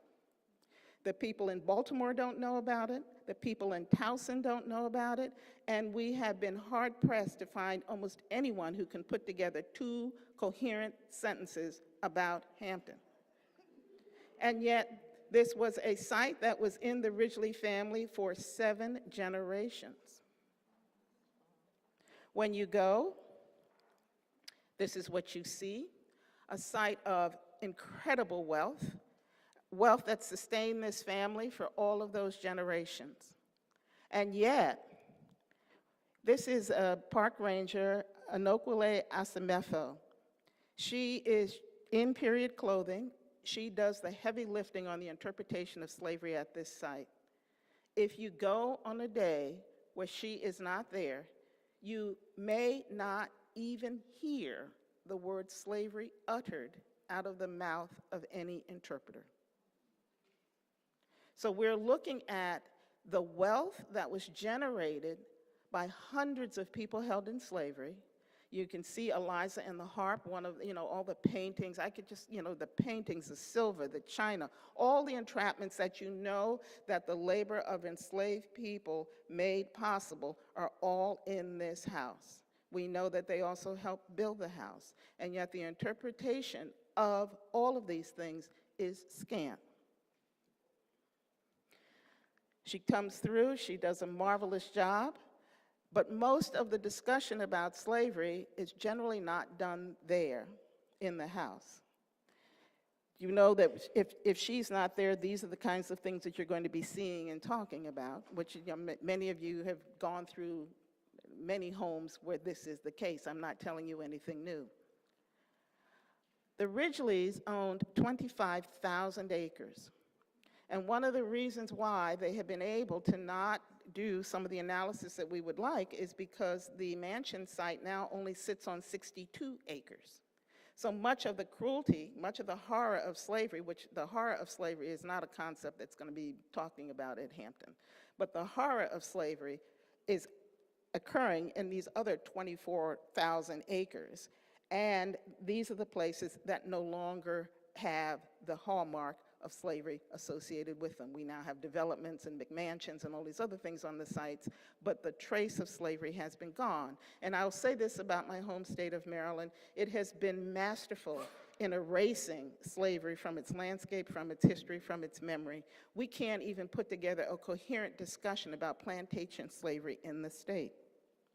And yet we know from the gardens, from the stables, they bring horse racing to Maryland and to America, from the cow barns, and of course they have 3 standing slave quarters. We know from these out structures that the space, the landscape, the land still holds the memory of slavery, even if the records do not. We have also been asked to look at 3 small communities where where the Ridgeleys once owned, also in Towson, East Towson, Sandy Bottom, and Lutherville. But we have traced people far beyond these spaces where we were asked to originally look. But what I will say to you is that the most daunting part of this is that we were handed lists after lists after lists, shoe lists, toy lists, clothing lists, lists of people who would have earned some wages, lists of people who ran away, lists upon lists. And within those lists were numerous first names with children, apostrophes we call them, possessives. My first inclination was to instruct the team to not analyze those names because, as from a genealogical perspective, it's easier to look for people with a first name and last name. What we quickly realized, or what I quickly realized, is that I was about to amputate 20% of the list, and that all of the women and children would have been removed from the list. But we have been able to develop protocols. We've been looking at institutional memory. We've been sitting those park rangers down who've been working at Hampton for 20 and 30 years. We have been looking at oral history. We have been looking at, of course, the manuscript history. We've been looking at the landscape. We've been doing ethnographies. We've been looking at every possible angle that you can possibly think of to recover this story. One of the things that we have really been able to do is now to come back and say who belongs to whom. We are starting to develop these family narratives. We're starting to look at the inheritance and how families are being dismembered through this system. That the great historical crime that we see going on is a dismemberment of the Black family. We don't usually speak about it that way, but it has been painful. I have been brought to tears because the gradual manumission scheme of these emancipators is to let children under 2 go with the parents. If you're between 2 and 25, you have to wait till you're 25 if you're a woman, 27 if you're a man, and then if you're over 45, you can't be emancipated. I'm watching mothers leave their children. I'm watching husbands leave their wives. I'm watching wives leave their husband as freedom comes. And we've been watching as people like Nancy Davis, who's up on the right, gets analyzed as the faithful slave. And if you look down in the corner, you see this gentleman, we don't know his name, because every photo in Hampton, other than Nancy Davis, that has a Black person in it, has no identification. We hope to take those photos, and in the same way that we were able to look at the names that had no last names, we're going to begin to line up the census, who was there when, to be able to triangulate and figure out who are these people who are in these images. So you have to click 4 different times. You have to go 4 deep on the Hampton website before you get to the discussion of slavery, and when you get there, you get Nancy Davis in that small picture, rather than any of the cruelty that I'm talking about that happened in all of these other sites. And because there's not one word written, no narratives, there is this sort of throwing up of hands. We have no last names, we have no narratives, we can't really interpret these people. But I'm saying to you, even with this limited amount of information, if you have a good enough team, and if you have strategies that say, I'm not going to stop until I find out who these people are, they can be found. And so we have Nancy Davis. This picture on your right is very famous, and if any of you have ever used it, you might not have even known it was from Hampton, or for that matter, it's from Maryland rather than Mississippi. And so that you really have to understand that Maryland is participating in the slave trade in ways that are extremely emblematic of what we see happening around the country. And so what I want to leave you with is this. It does not have to be blood-soaked in order to be horror from slavery. That the dismemberment of the Black family is as traumatic and as painful and as deep as any kind of physical pain that are being inflicted on people. That Nancy Davis, the faithful slave, she gets there because her grandparents were enslaved there. And when we look at Hampton, we see the families. And so we've been able to begin to put together these massive family trees.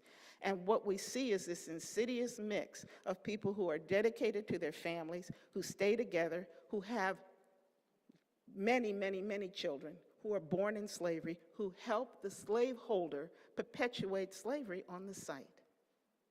These are the people who don't escape, because we have another whole cadre of people who are escaping from slavery.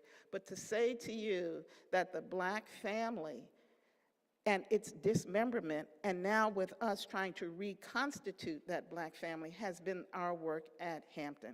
It's been painful, it's been torturous, it has brought us all to tears at times, but I will tell you that there's more than one way to disrupt the family. It doesn't have to always be through the sales of people. It's not always through the kinds of dramatic places where we see these inheritances do just as effective a job as any other way that we can think of to disrupt the family. And when we were listening to the discussion about the trauma and the horrors of slavery, I want us always to remember that that precious commodity of cohesiveness that comes with the Black family is the thing that gets disrupted and is the most damaging of all. Thank you.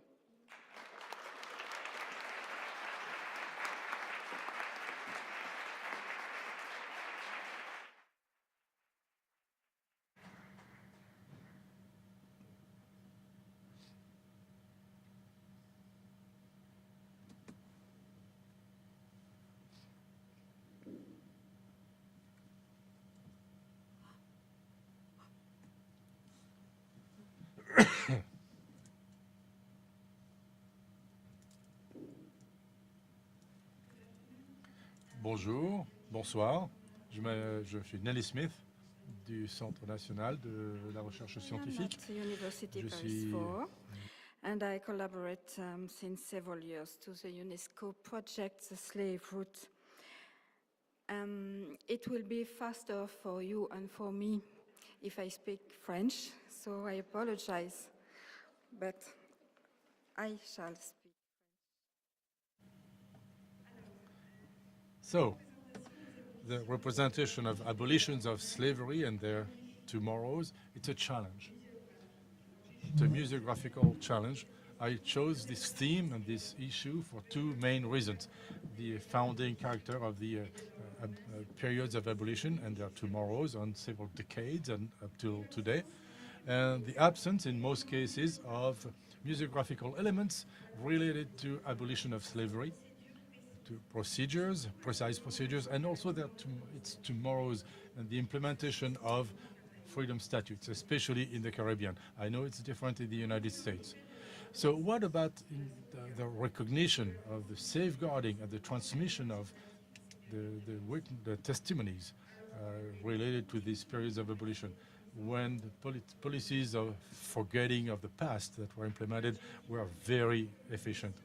My goal in this short communication is to solicit an interaction and regroupment of the of contributions from historians and also curators, museum curators in French colonies, and they are not the only ones.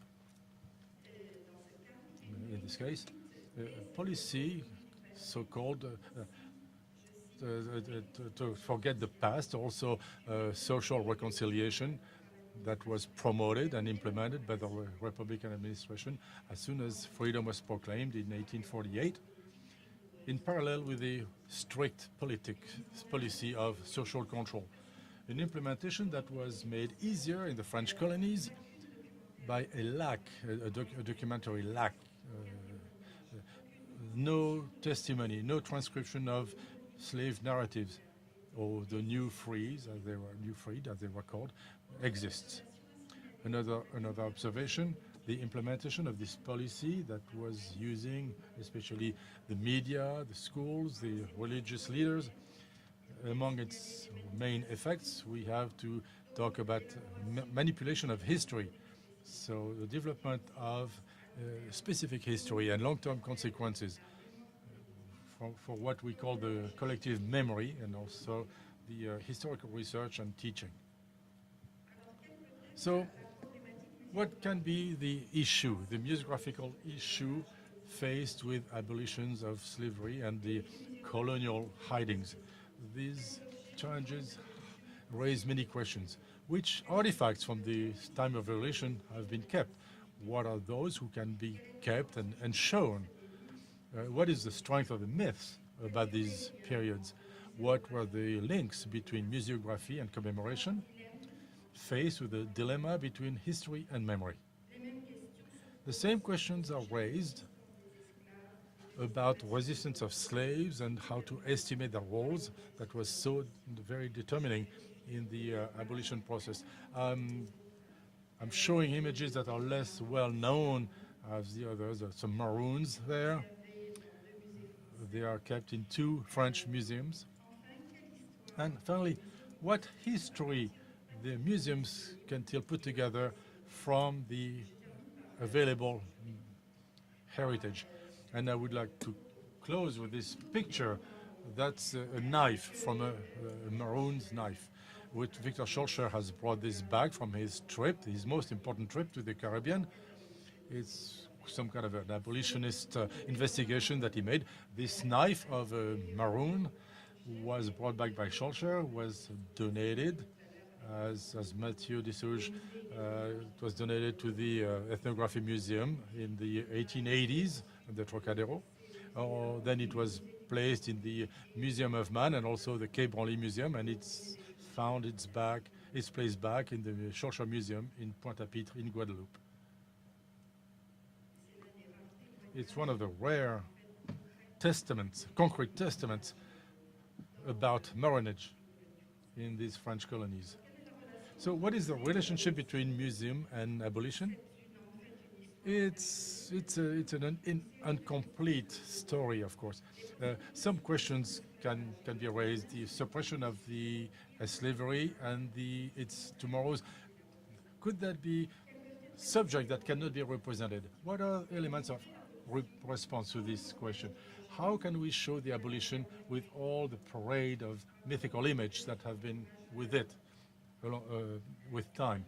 So we have to remember that two main figures emerge from the abolitionist imagery. You can read the legends, you know them very well, all of them. Of course, the slaves on its knee, begging for its freedom. So the rebel slave, the fugitive, the maroon that's running towards freedom. All this is well known. And also artistic works that were done at the time of abolition. This is one of the most famous representations for abolition in British colonies. It's the work of Alexandre Pinguil to the Friends of Negro Emancipation. And when I'm going to show you the other two pictures that I selected, for example, this one, you will understand that the theme of all these images was the same. From all the European governments, when the order was placed, they were asked to represent slaves that were happy to be free, that were thanking the authorities for this freedom. Here, the General Commissioner of the Republic holds in his right hand the Abolition Act, and from his left hand points to all the work instruments in front of slaves that are, yes, to express joy and thanks. But in the back, you can see the symbol of prosperity, which is this banana tree, but also the Statue of Liberty, and in the back, the smoking chimney of a sugar mill. So no freedom without work and without public order. It's the same thing here in this second painting, the most well-known, which also illustrates the abolition of slavery in the French colonies in Biar. It's a little more political because, sure, there are slaves in the middle, and they throw their arms in the air with open irons. But to the left, the Commissioner of the Republic has law enforcement with him, and in front you have the image of what I was telling you about. Abolition is also a signal of reconciliation, and I'm quoting the word from the time, reconciliation and forgetting the past. So a few museums, too rare now in the United States and in the Caribbean, have undertaken to dedicate rooms to the issue of abolition and their tomorrows. So this should open the way to a new historical and museum history policy that would be broadcasting regularly the results of research, which is far from being the case in France. There is still a large gap between historians and the members of academia and the media. But some places have tried to establish links between popular transmission and long-term scientific analysis. Several events have influenced this recent evolution. In 1994, the Slave Road program was initiated by UNESCO. Then the sesquicentennial of abolition of slavery in the French colonies, and also the recognition of slavery as a crime against humanity in Durban and France, and also the bicentennial of abolition of slave trade in the British colonies. Two examples are very famous. This link between research and museography, and its International Slavery Museum in Liverpool, and also the Washington Museum, the National Museum of African American History and Culture. So what's left? So what is left from the abolition times in the French colonies particularly? Many objects still exist, but it took a long time. They were long ignored. For example, posters that showed that the governor said that whipping was outlawed. Also, they had very The compensation, the reparations paid to the ex-slaveholders were well registered. The images of proclamations of the first slaves freed and the descendants that became political figures and that presented themselves for the elections in the National Assembly, including in the colonies, ex-slaves that were freed in 48 and that later became representatives of Guadeloupe at the French National Assembly. In the colonies, the progress in Guadeloupe, the freedom in Martinique, that was something particularly new because until then it was only the colonizers who had power. So there was the universal suffrage for men, and then the work contracts had to be also in place. Otherwise, there were high fines and imprisonment. Judicial registers indicated many lawsuits that were put into place in the 70s, in the 1870s, and witnesses indicated the introduction of migrant workers, immigrant workers from Africa, from China, from Malaysia, from Japan. And I should also mention that aside from the abolitionists, of the documents that I mentioned, very few are existing in the museums. The abolitionists are very poorly represented. And as I mentioned, the museum that is being reconstructed will highlight abolitionists as it should be. And to conclude, I would like to indicate my wish to bring together archaeologists and musicologists, museumologists, to focus on what occurred after abolition. And after abolition, documents coming from administrators, and these official sources are still very rare and not well known. And it is also in terms of the reports of ex-slaves. So both political reports and religious documents are rare. It is very rare that the slave quarters were maintained also. Other instruments used to punish the slaves were often thrown to the seas. In terms of the buildings, the materials of production for sugarcane, only of late have been saved and preserved. In terms of the housing of the slaves, very little remains. Only with more searching can we find them. A study of a plantation of Guadeloupe in the 19th century, of those who we spoke of as being newly freed, and their children who often died shortly after on the same plantations from the work they had to undertake. And everything has been raised. There is no sign of it any longer. Everything is underground or raised. So it's important to have better archaeological digs, better finance, to find better knowledge, a more concrete knowledge of the conditions of life of the newly freed within the program of UNESCO, the route of the slave, memory, and regarding the slave trade.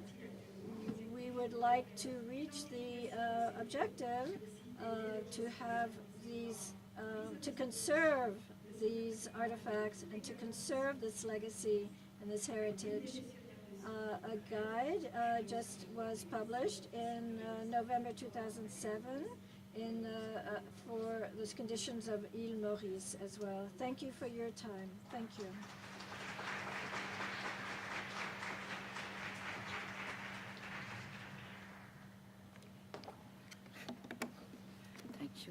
Thank you to all our amazing speakers. And a particular shout out to our translators, because you French speakers did go fast, so. We've got a 15-minute break. 10-minute break. I saw two sets of hands go up with 10 minutes. I'll take that as 10, not 20. 20-minute break. I'm sorry we don't have time for questions, but the speakers are here, so please come and find them if you have questions. Yes, you guys would be happy. Again, thank you.